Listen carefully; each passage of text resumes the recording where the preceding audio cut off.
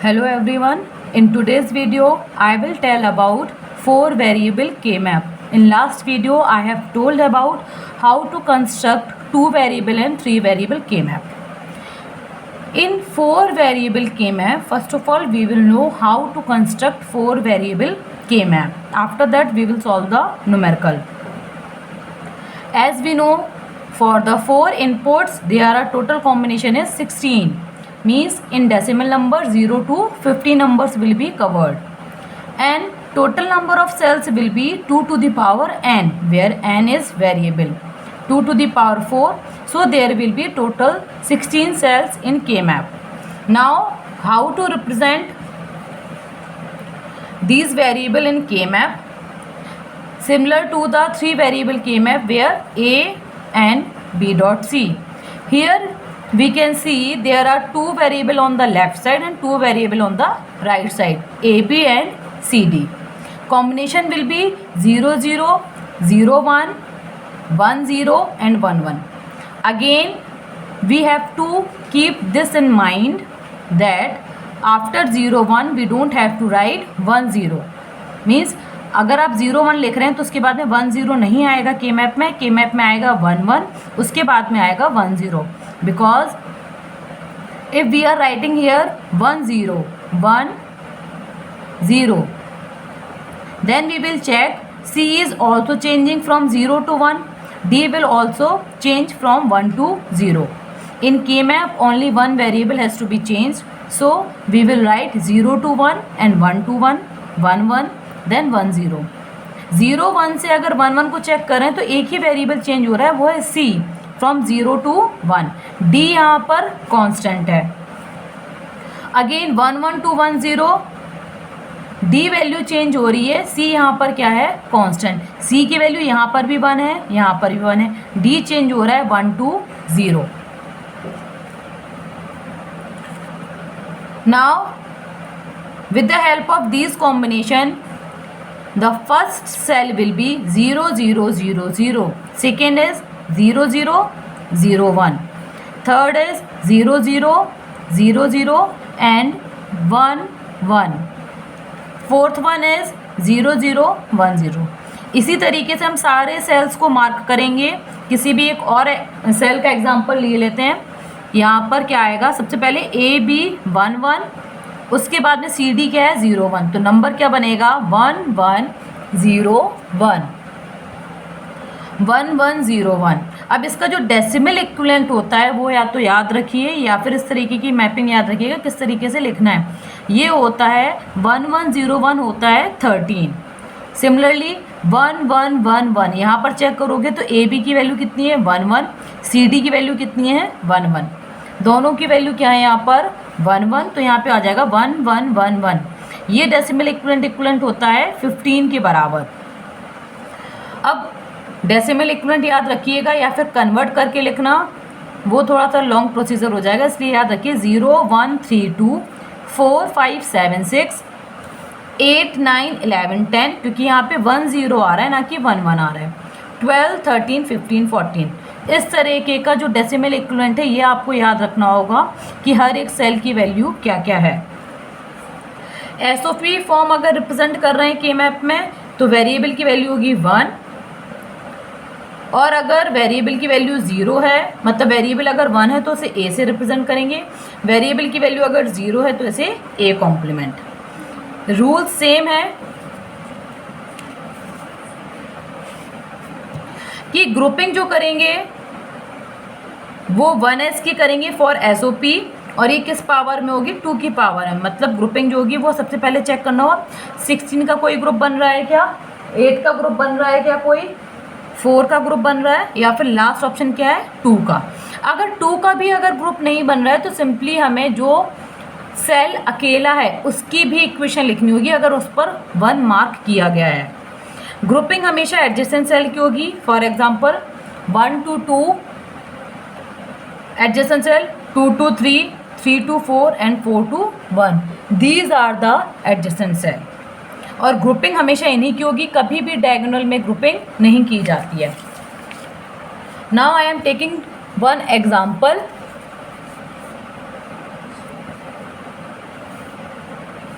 अब इसमें 4 वेरिएबल का के मैप है, तो यहाँ पर वैल्यूज़ हैं स्मॉल एम मतलब यहाँ पर क्या है, मिन टर्म एसओपी की फॉर्म है 0 2 3 4 6 9 13 15, ये सारी वैल्यूज़ हैं। इसका मतलब है कि इन सब के लिए आउटपुट कितना आ रहा होगा, 1। आउटपुट अगर 1 आ रहा होगा तो हम इसे के मैप में मैप करेंगे। के मैप का कैसा कंस्ट्रक्शन होना है ये मैंने पहले ही बता दिया है। अब चेक करेंगे यहाँ पर ABCD combination 0 0 0 1 1 1 1 0, again 0 0 0 1 1 1 1 0। Decimal equivalent आप लोगों को याद रखना है 0 1 3 2 4 5 7 6 12 13 15 14 8 9 11 10। अब मार्क कैसे कैसे करना है, जो नंबर यहाँ पे गिवन है वहाँ पर 1 मार्क करना है। पहला है 0 0 पे 1 मार्क, 2 पे 1 मार्क, 3 पे 1 मार्क, 4 पे 1 मार्क करेंगे, 6 पर, उसके बाद में 9, उसके बाद में 11 और 13 15। ये 1 मार्क करने के बाद में अब ये चेक करेंगे कि यहाँ पर ग्रुपिंग कितने की हो सकती है, मतलब 8 की ग्रुपिंग तो यहाँ पे नहीं हो रही है। अब चेक करेंगे 4 की ग्रुपिंग हो सकती है क्या। तो सबसे पहले ये दिख गया यहाँ पर 4 का एक ग्रुप डायरेक्टली दिख गया, जिसे मैं ग्रीन कलर से मार्क कर रही हूँ। उसके बाद में अगर हम 1 और 4 कॉलम को चेक करें तो यहाँ पर भी ग्रुपिंग हो रही है, जो कि ग्रीन कलर से मार्क की गई है, क्योंकि 4 और 1 कॉलम क्या होंगे यहाँ पर, एडजेसेंट सेल, इसकी भी ग्रुपिंग हो रही है। अब कोई और 1 बच रहा है क्या, एक 1 बचा है, ये 4 की ग्रुपिंग नहीं कर सकता, तो ये अब किसकी ग्रुपिंग करेगा, 2 की। अगर मान लो अगर ये 2 की भी ग्रुपिंग नहीं करता तो इसकी अलग से इक्वेशन लिखनी पड़ती है। अब इक्वेशन लिखने के लिए यहाँ पर इक्वेशन किस तरीके से लिखी जाएगी, उसके लिए सबसे पहले 1 की ग्रुपिंग, ग्रुप 1 कौन सा है, ग्रुप 1 मैंने ये वाला लिया है, यहाँ पे मार्क किया गया है। अब जब इस ग्रुप को देख रहे हैं तो यहाँ पर इस वाले में ए और बी की वैल्यू कांस्टेंट है, एक्सप्रेशन में वही टर्म आएंगे जो कि कांस्टेंट होंगे। तो ए बी इज कांस्टेंट, तो क्या आ जाएगा, ए कॉम्प्लीमेंट बी कॉम्प्लीमेंट। अब कौन सी वैल्यू चेंज नहीं हो रही है, अब इस वाले कॉलम में देखेंगे, इस वाले ग्रुप को बनाया गया है, इसको और इसको। अब इन दोनों कॉलम में सी की वैल्यू चेंज नहीं हो रही, सी की वैल्यू कितनी है, 1, यहाँ पर भी 1 है और यहाँ पर भी 1 है, तो A complement B complement C. Second group है ये वाला 4 और 1 का। यहाँ पर जब चेक करेंगे तो पहले अप टू डाउन आएंगे, अप टू डाउन में कौन सा वेरिएबल चेंज नहीं हो रहा, ए की वैल्यू कितनी है, 0, तो ए कॉम्प्लीमेंट आ जाएगा। उसके बाद में अब कॉलम में चेक करेंगे, यहाँ पर अप टू डाउन हो गया, अब लेफ़्ट टू राइट चेक करेंगे, यहाँ पर और इस वाले में कौन सी वैल्यू चेंज नहीं हो रही है, सी तो चेंज हो रहा है 0 to 1, क्या चीज़ चेंज नहीं हो रही है, डी की वैल्यू यहाँ पर भी 0 है, यहाँ पर भी 0 है, तो यहाँ पे क्या आ जाएगा, A complement D complement. Last है थर्ड ग्रुप में पहले क्या देखेंगे, अप टू डाउन चेक किया तो यहाँ पर ए की वैल्यू कांस्टेंट है, यहाँ पर ए की वैल्यू 1, यहाँ पर ए की वैल्यू 1, तो ए। अब चेक करेंगे लेफ़्ट टू राइट, मतलब इन दोनों कॉलम में, इसमें और इसमें किसकी वैल्यू कांस्टेंट है, यहाँ पर चेक करेंगे तो डी की वैल्यू कांस्टेंट है, यहाँ पर भी 1 और यहाँ पर भी 1, डी इज़ कांस्टेंट, तो यहाँ पे आ जाएगा A D, A complement B complement C plus A complement D complement plus A D. इस तरीके से 4 वेरिएबल का हम के मैप कंस्ट्रक्ट कर सकते हैं। नेक्स्ट एग्जांपल यहाँ पर दिया हुआ है एसओपी की फॉर्म में 4 5 6 9 13 14। इसको कैसे सॉल्व करना है, इसको सॉल्व करने के लिए फिर से 4 वेरिएबल का के मैप बनाया।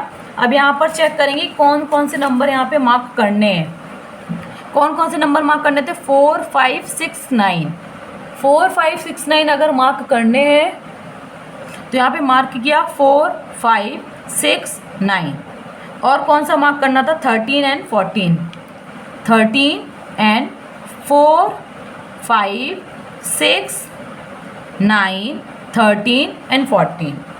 ये मार्क करने थे। अब इसमें चेक करेंगे 4 की ग्रुपिंग यहाँ पर कहीं पे भी नहीं हो पा रही है, 8 की ग्रुपिंग नहीं हो पा रही है, 2 की ग्रुपिंग हो पा रही है। देयर आर 2 कितने कितने के यहाँ पे ग्रुप बन रहे हैं, 2 के ग्रुप बन रहे हैं, वो भी कितने ग्रुप बन रहे हैं, 3 ग्रुप बन रहे हैं, 1 2 3। अब इक्वेशन लिखते टाइम फिर से वही चीज़ याद रखनी है कि वो वेरिएबल्स की इक्वेशन लिखनी है जो कि यहाँ पर कांस्टेंट हो। अगर हम इस वाले सेल को कंसिडर कर रहे हैं ग्रुप 1 को, ए बी की वैल्यू कांस्टेंट है 0 1, तो ए आएगा A complement B, A complement B. अब कॉलम में चेक करेंगे किसकी वैल्यू कांस्टेंट है, सी की वैल्यू 0, सी की वैल्यू 0, तो यहाँ पे आ जाएगा, यहाँ पर जब चेक करेंगे तो ए कॉम्प्लीमेंट बी और यहाँ पे क्या आ जाएगा, सी कॉम्प्लीमेंट। अब सेकेंड ग्रुप को चेक करेंगे, ये रहा सेकेंड ग्रुप। सेकेंड ग्रुप में जब ये क्या है, कॉलम में है, वर्टिकल में, तो वर्टिकल में कौन सी वैल्यू यहाँ पर कांस्टेंट है पूरे के लिए, सी और डी की वैल्यू कांस्टेंट है, कितना है, सी की वैल्यू 1, तो सी डी कॉम्प्लीमेंट। अब चेक करेंगे किसकी वैल्यू यहाँ पर कांस्टेंट है, जब यहाँ से यहाँ पर मूव कर रहे हो तो किस तरीके से वेरिएबल्स है यहाँ पर, ये है ए, ये रहा बी, तो ए तो चेंज हो रहा है 0 to 1, बी की वैल्यू यहाँ पर कांस्टेंट है 1, तो सी डी कॉम्प्लीमेंट बी, ये आएगा। Now the last group, third group. Third group में चेक करेंगे तो ये भी किस में, यहाँ पर कॉलम में, वर्टिकल में, मतलब सी और डी की वैल्यू क्या रहेगी, कांस्टेंट, सी कॉम्प्लीमेंट डी, क्योंकि सी की वैल्यू 0 है, डी की वैल्यू 1। अब यहाँ पे चेक करेंगे अप टू डाउन, ए की वैल्यू कांस्टेंट है 1, तो यहाँ पे आ जाएगा सी कॉम्प्लीमेंट डी ए। इस तरीके से यहाँ पर ये पूरी इक्वेशन आ जाएगी। इस वाली न्यूमेरिकल में कोई भी 4 के ग्रुप नहीं बन रहे थे। Now the next example you can solve. Min term के फॉर्म में गिवन है 4 5 6 7 13 14 15। अब मैंने यहाँ पर लिखना था मैक्स टर्म, तो मैक्स टर्म लिखने का तरीका मैंने पहले वीडियो में भी बताया कि जो टर्म मिन टर्म में नहीं आएंगे वो किस में आएंगे, मैक्स टर्म में। अब इसमें चेक कर लेंगे कि 0 to 15 के बीच में कौन कौन से टर्म्स नहीं थे, जो जो नहीं थे वो यहाँ पर मैंने मैक्स टर्म में लिख दिए। Next topic and generally the last topic of unit 1, don't care conditions. ठीक है, तो डोंट केयर कंडीशंस क्या होती हैं, इनपुट के कुछ ऐसे कॉम्बिनेशंस होते हैं जिनके लिए आउटपुट डिफाइंड नहीं होता है। आउटपुट की वैल्यू 0 भी हो सकती है, 1 भी, मतलब for such combination of input for which output is not defined specified, such conditions are known as the don't care. इन्हें किस तरीके से रिप्रेजेंट किया जाता है, इन्हें रिप्रेजेंट किया जाता है, या तो आप डी से रिप्रेजेंट कर सकते हो या फिर क्रॉस से। अब इनकी वैल्यू क्या लेंगे जब डिफाइन ही नहीं है, आउटपुट क्या लेंगे, अगर एसओपी से सॉल्व कर रहे हैं तो आउटपुट लिया जाएगा 1, पीओएस से सॉल्व कर रहे हैं तो लिया जाएगा 0, और तभी लिया जाएगा जब डोंट केयर की नीड होगी के मैप में।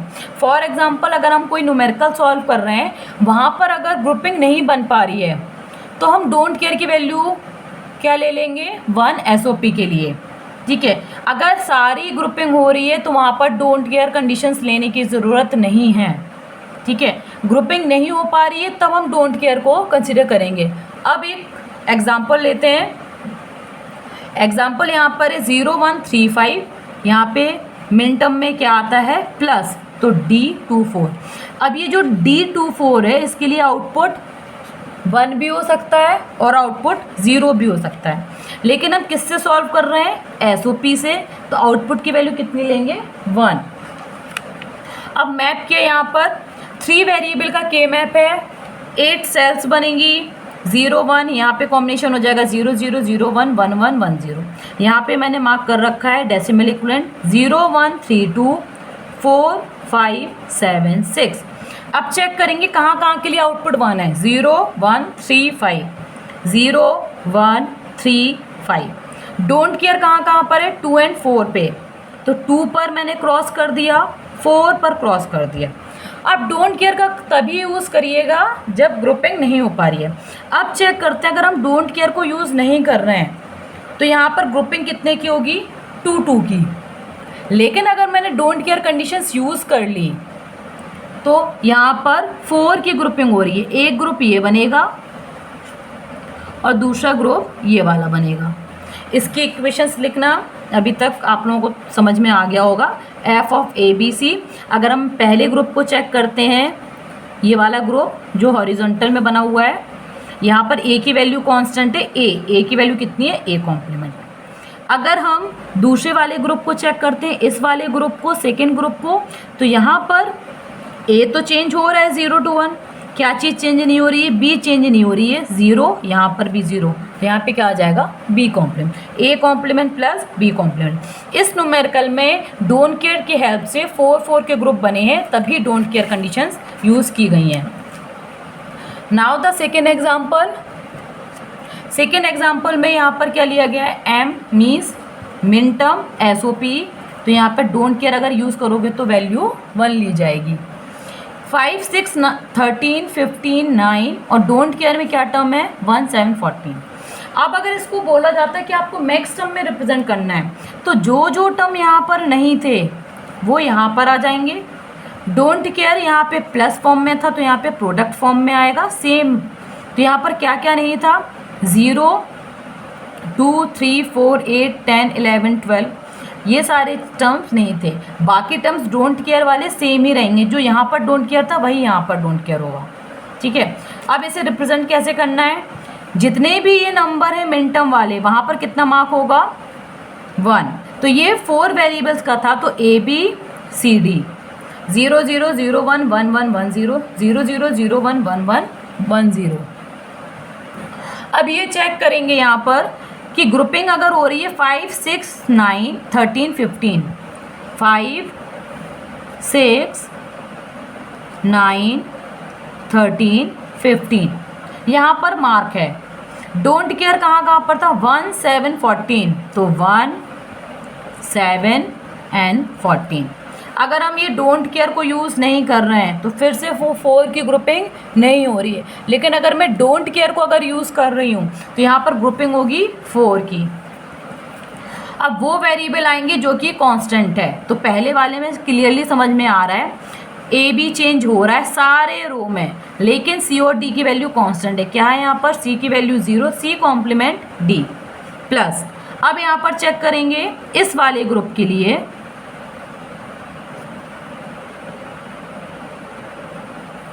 इस वाले ग्रुप के लिए अगर चेक करेंगे तो यहाँ पर पहले चेक करो अप टू डाउन, बी की वैल्यू कांस्टेंट है, B1, यहाँ पर B1 तो B आ गया।